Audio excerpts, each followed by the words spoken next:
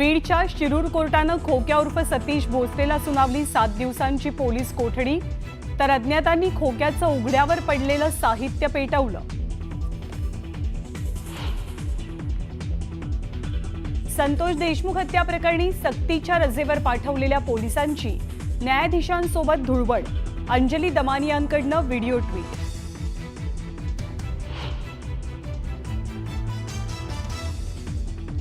ठाणे महानगरपालिकेतील 337 कोटींच्या व्यवहारावरती भाजप आमदार संजय केळकरांचा सवाल।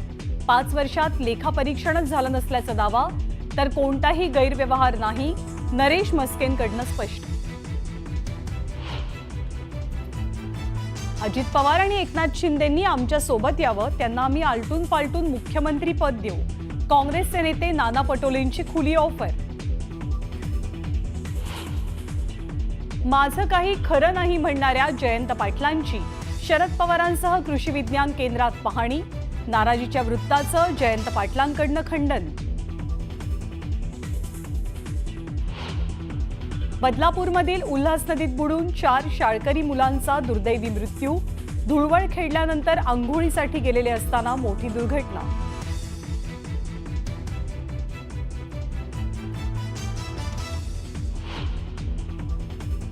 पुण्यात गायक हनी सिंगच्या कॉन्सर्टपूर्वी मोठा राडा। गर्दी न आवरल्यामुळे प्रवेशद्वारावरती पोलिसांकडनं लाठीचार्ज। खराडी परिसरात हनी सिंगचं कॉन्सर्ट।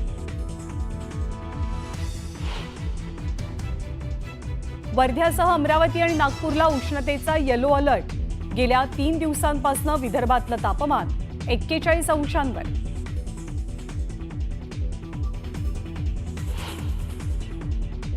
आपण सर्वांना होळीच्या हार्दिक शुभेच्छा।